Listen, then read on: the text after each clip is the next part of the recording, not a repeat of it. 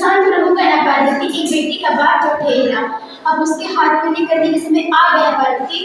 लेकिन हमारी आनंदी तो अभी 9 वर्ष की है, उसके पढ़ने लिखने और खेलने कूदने की उम्र है। देखो पार्वती, लड़कियां पढ़ाई नहीं होती, जितनी जल्दी हो उतनी जल्दी उन्हें विदा कर देना चाहिए, इतने में ही अच्छा होगा। आज से आनंदी का पढ़ाई लिखाई बंद। पर बापू, इसमें मेरी क्या गलती है? आप मुझे पढ़ाई करने क्यों नहीं देते? तेरी गलती क्या है? तू तो एक लड़की एक लड़का होता तो क्या बापू, लड़का होती तो क्या? एक लड़की ज्यादा जवान मत चलाओ, नहीं तो तुम्हारा जवान फ्लक्स से निकाल के बाहर कर दूंगी। पर बापू, अभी तो मेरी उम्र पढ़ाई लिखाई की है, मैं पढ़ लिख कर कुछ बनना चाहती हूँ बापू। आनंदी, तुझे पढ़ना है तो पढ़, पर सारे उम्र बाप के छाती पर पेट बोझ करके मत बैठ। पर बापू, मैं डॉक्टर पढ़ लिख कर बनना चाहती हूँ। पढ़ाई पढ़ाई तेरी आज इन किताबों का सत्यानाश करके ही छोड़ूंगा। नहीं बापू, मत पढ़ लड़की, बापू, ये तुमने मेरी किताबों को ही नहीं पढ़ा, बल्कि मेरी किस्मत काट दी, किस्मत। किताब काफी तो सिर्फ लड़कों के हाथ में अच्छी लगती है, लड़कियों के हाथ में तो सिर्फ मेहंदी अच्छी लगती है, मेहंदी। पर बापू, मैं लड़की हूँ तो क्या, लड़का और लड़की तो हमारे दोनों आंखों के समान होते हैं। चुप कर आनंदी, हमारा ऐसा अरमान थी तू भी जिंदा है, बचपन में तुम्हारे गला दबा के मार देता तो अपना पर तो नहीं सुनना पड़ता, पर चूल्हा चौहारे से सीखने की इसमें तुम्हारी भलाई हो। पर बापू, मैंने चूल्हा जलाना अच्छा ना लगे। और हाँ, तुम्हारा विवाह होगा और कल के कल ही होगा। अपना जीवन है तेरी कहानी, ये अपना जीवन है तेरी कहानी। आंचल में दूध और आंखों में पानी। मुझे माफ कर दे बेटे, मुझे माफ कर दे। तेरे बापू की जिद की आगे मेरी गरीब ना चली, मुझे माफ कर दे, मुझे माफ कर दे। हाँ, इस प्रकार मात्र 9 वर्ष की उम्र में आनंदीबाई जोशी का विवाह गोपाल जोशी के साथ हो जाता है और 5 वर्ष बाद आनंदीबाई अब 14 वर्ष की हो जाती हैं और उनके घर एक शिशु ने जन्म लिया है। आइए आगे देखते हैं क्या होता है। देखिए इसे क्या हो गया है? उसका शरीर तो पूरी तरह का है, उसे मुझे बुखार भी है। आप बिना कुछ भी कहते हैं। ये क्या कर रहे हो आनंदी? मैं छिपी भूंगी लगा रही हूँ। बस करो आनंदी, ये सब अंधविश्वास है। आप यकीन तो करिए, भगवान की दुआ से इसका माथा ठंडा हो गया है और बुखार भी उतर गया है ना बाबू। आके खोलो बाबू, तुम्हारी बात में गुनाह है, आके खोलो बाबू। आनंदी, आके क्यों नहीं खोल रहा है? आनंदी, अब तुम्हारा बेटा कभी आंखें नहीं खोल सकता। नहीं यार, नहीं हो सकता, हमारे बच्चे को कुछ नहीं हो सकता। आनंदी, पागलपन मत करो। भगवान ने हमारा बच्चा हमसे छीन लिया। आनंदी, पागलपन मत करो। भगवान ने हमसे हमारा बच्चा छीन लिया। भगवान ने नहीं तुम्हारा बच्चा, भगवान ने नहीं तुम्हारा अशिक्षा अज्ञानता ने तुम्हारा बच्चा छीना हो। अगर तुम पढ़ी लिखी होती तो तुम्हारा बच्चा जीवित होता।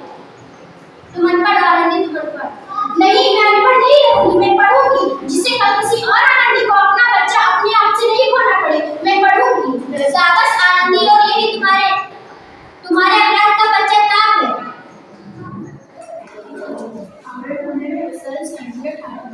आनंदी, तुम्हारी मेहनत रंग लाई है, तुम्हें छात्रवृत्ति मिली है, जो तुम्हें अमेरिका जाने की टिकट है। क्या मुझे छात्रवृत्ति मिली है? मैं अमेरिका जा रही हूँ, लेकिन ये सब मैं अकेले कैसे कर पाऊंगी? आनंदी, अपने आप को कमजोर क्यों समझ रही हो? फिर इतना पढ़ने लिखने का क्या फायदा? तुम अपने आप को गवार नहीं, मैं गवार नहीं हूँ, मैं पढ़ती हूँ, मैं गवार नहीं हूँ, मैं जाऊंगी अमेरिका। आनंदीबाई जोशी 7 अप्रैल 1883 को अमेरिका के पेंसिल्वेनिया के लिए रवाना हुई और उन्होंने 3 साल बाद डॉक्टर ऑफ मेडिसिन की उपाधि प्राप्त की और उधर इनके पिता की तबीयत बहुत खराब हो रही थी। आइए आगे क्या होता है देखते हैं। लगता है अब मेरे जाने का समय आ गया है। अब मैं नहीं बचूंगी। ऐसा मत करो, शहर के सिटी हॉस्पिटल में अमेरिका से एक डिग्री हासिल करके एक बड़ा डॉक्टर आया है, वहाँ चलकर दिखाते हैं। सही कहा भैया, बिल्कुल थोड़ा चलो चलो जल्दी चलो।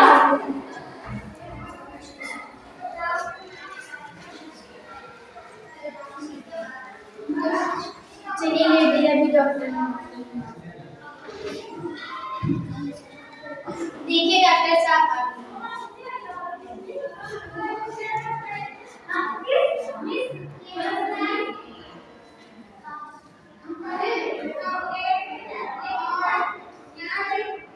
नर्स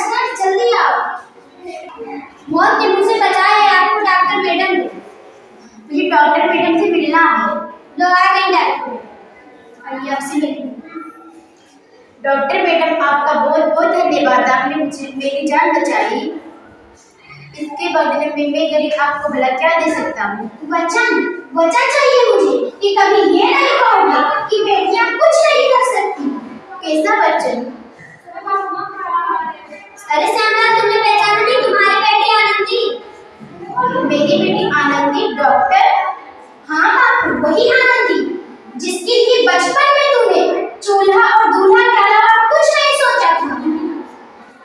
मेरी बेटी आनंदी, मुझे माफ कर देने, तेरे गुनहगार हूँ। नहीं नहीं बापू, वही आनंदी जिसके हाथ पीले करके तू उसकी सारी जिंदगी काला कर देना चाहता था। बापू, काला कर देना चाहता था। मुझे माफ कर दे मेरी बच्ची, मैं तेरे ऊपर गुनहगार हूँ।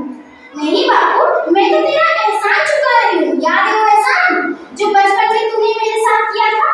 ताने सुना कर मुझे जीते जी मार डाला था बापू, मार डाला था। मैं तुम जैसी बेटी का उपकार मानता हूँ। मुझे जीवन भर कुछ नहीं मांगे तो सिर्फ बराबरी का दर्जा। तूने ही तो कहा था बापू कि किताबें सिर्फ छोरों के हाथ में अच्छी लागे है, छोरियों के हाथ में तो सिर्फ मेहंदी अच्छी लागे है। बापू, मेहंदी अच्छी लागे है। बेटी और बेटों में फर्क करना तो दो आंखों में फर्क करने के समान है।